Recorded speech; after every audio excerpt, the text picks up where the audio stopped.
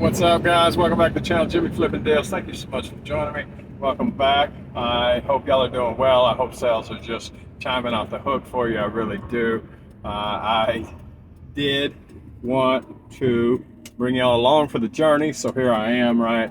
And one of the things, if y'all can't guess by the title alone, is that the IRS rejected my return twice. So, not a big deal in all honesty, except for the fact that it looks like I don't know what the heck is going on, which may be, somewhat, there may be some truth to that, but that's okay. My numbers are in line, and I had double and triple checked them. It was just some small details that kicked it out, as a matter of fact. One of them I was unaware of. It may have further implications for the prior year. I'll talk to you about those. I hope sales are going good. I may have mentioned that. I know for me they are slow and steady, which is awesome. I know overall companies, the bigger companies overall are struggling. I seen a deal yesterday about all of the big brands that are shuttering stores right now. So if your store is going a little bit less than what you expect, it's not necessarily you. Not necessarily. And it may be you. But I wonder that myself sometimes. If I have a few slow days or slow week or slow month, even compared to last year, and to catch those up, I have about double the inventory this year as I did last year, and my sales are just a tad bit under. So in comparison, in relation to that, that would mean that if I had the same amount of sales or same amount of inventory as I did last year, I would probably have half of the sales of what I did this year or last year. You know what I'm saying? Driving, talking, not necessarily a strong suit of mine, but it's the economy right now, and it's not the items, because sell-through rate overall, as opposed to how many items I have in inventory, as opposed to how many are going out on a regular basis, is in a lot of ways staying within an acceptable margin, right? But back to where I was at, I won't string y'all along too long. As far as that, I did have huge viewing hits on the taxes, so I figured I would bring y'all along for this embarrassment with me and the IRS, right? The first thing, which it seems like a no-brainer, but it was a quick fix, was that I got my estranged wife's social security number wrong. Like I dyslexic it, even though I don't think I'm dyslexic, I got the numbers mixed up, right? And they kicked it out almost immediately because of that. So that was an easy fix. I got with her, I said, something's wrong. What's up is, when we got married, did you change your name over? Because that was the issue the first years, because she had not quite, it was COVID, right? And she had gotten her name changed on her driver's license, within the state that we live in. We live in Texas, but had not gotten it done through the Social Security office, so they were still showing, her previous name and not her married name. So that wasn't the case this year. Like I say, I got the numbers flipped, so easy enough. Resubmitted it, right, and then almost immediately, a few hours later, whatever, I get another email that they refused it again because I had not included a 1095A, which is marketplace insurance. For people that use marketplace insurance, it had gotten, I think that's not a word. We had an issue with it last year, right? Same thing. And we looked, and she was not on marketplace insurance, but she had put in an application to see if she could get approved for it last year. She got approved. However, in the time frame from when she had originally submitted the application to actually following through with it, she had gotten insurance through her job, which gave her the 1095C rather than A. But since they had shown her application within the healthcare.gov system, there needed to be an explanation for that. So we did there's two different ways you can do it. You can enter the form that shows the government insurance, right? The 8696 or whatever it is that shows the numbers from the 1095A. Or if you don't have it, you have to give a reason and a why and all of that, like a written explanation. I think they call it an ACA or I believe ACA. Explanation. So that's what we did last year, and I was under the impression, well, maybe that's what they're looking for this year, although we still don't have it. And she had given me what I thought was a 1095C for this year, like she did last year. But when I asked her, because immediately I asked her for her login credentials. This is a really bumpy road. I don't know if you'll see all that or whether that's coming out as normal, but holy cow. At any rate, I asked her for her login information and I brought her account, and again it showed no insurance coverage. And so I'm about to do the ACA explanation. I think it's called basically a written thing saying, hey, I don't have government insurance. When something in me decided, hey, why don't you take a look at her 1095C that she gave you, just to clarify and to make sure by chance that it's not a 1095A. And I'm glad that I did rather than write that explanation, because in fact this year, as she had switched jobs within the same company or same owners but different, from where she moved from this area down to where she lives now, right? I guess it's been 18 months ago or whatever, round about now. But, I decided to take a look, and sure enough, instead of the 1095, it was a 1095A.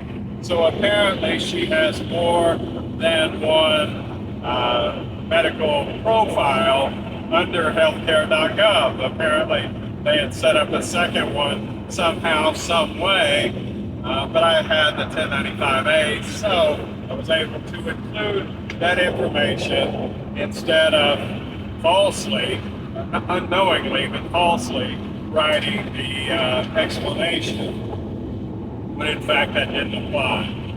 So by entering your numbers and everything else, I was able to submit it and get that through, and they accepted it this time. So I am waiting on the processing and all of that stuff for it to clear, and looking forward to having this year's stuff off my back now, and onward and upward for next year. So that'll be cool. But that in a nutshell is that story. So if that's all you came for, please consider liking, commenting, sharing, subscribing, all of that stuff.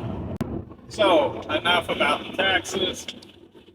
As far as sales, they've been decent, they've been steady, but it's, in all reality, 3.5 years into my business, it's about running half of what I need on a regular basis to pay bills, stay out of foreclosure, stay ahead, however you want to phrase that, to keep money in the bank, to keep, me from pulling out any of my hair, that kind of deal. Because as you can tell, I don't have much left. And it's clean, don't it?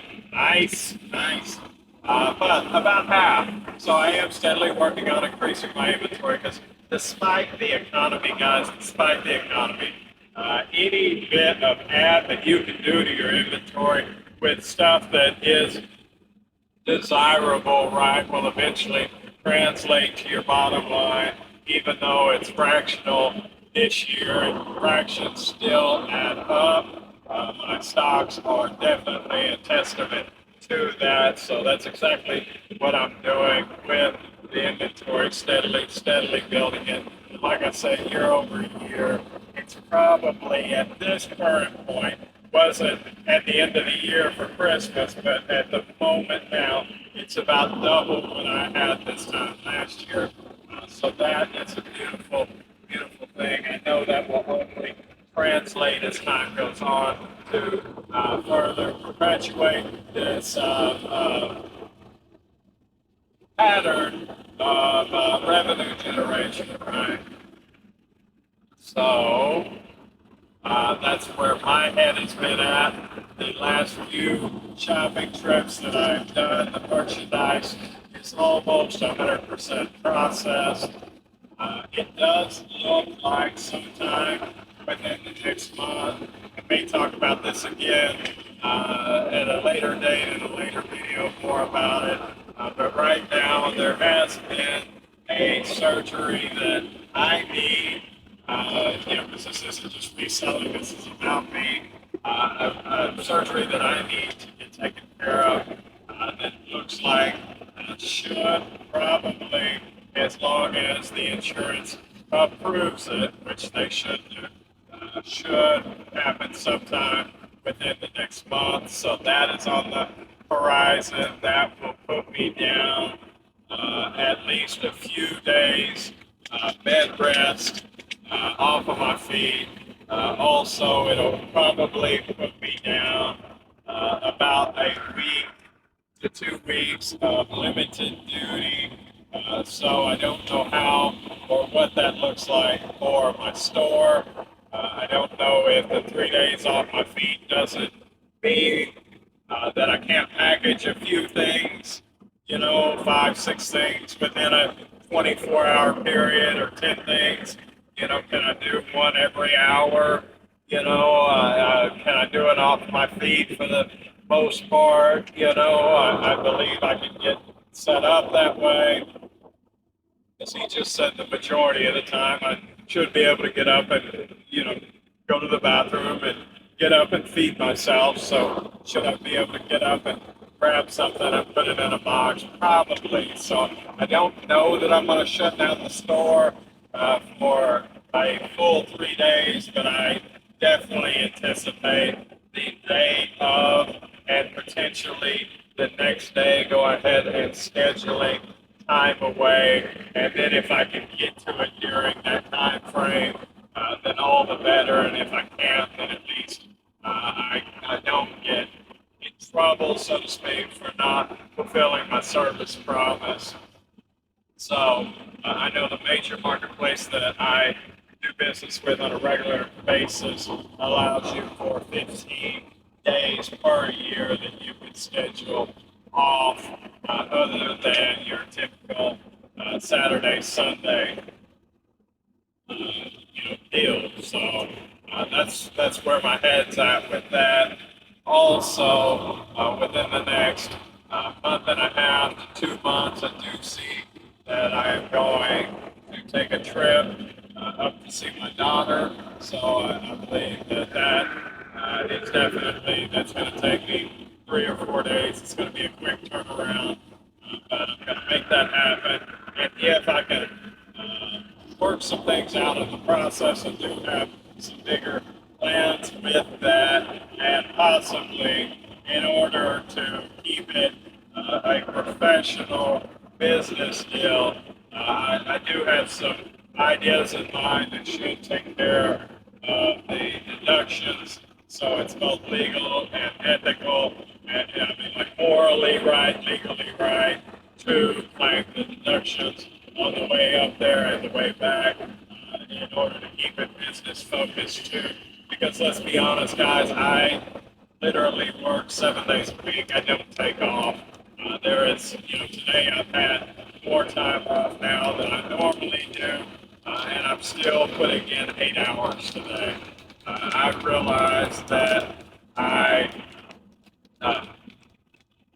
work about 100 hours a week, so we're gonna stay after it and make that time, and I'm going to see her really no different. I want to see my daughter, but I need personally to keep the money flowing. Have an inner need for that. So plus the bills kind of dictate that, right? I'm sure y'all can understand that. I definitely don't make a lot of money in what I do, but I do enjoy just about every minute of it, and it did for those that did not make fun of me last time for my for my earphones. I got a new one, so I can do both my side gig and this at the same time. But I am getting to that spot. I did get to go see my dad today, which is just awesome. Get him some things that he needed, and hopefully soon I go on another shopping trip towards my mom's house and say hi to her. If you're still watching at the end of this, Mom, this is a test. Hi, Mom. Love you. Short of that, guys, that in a nutshell is today's video.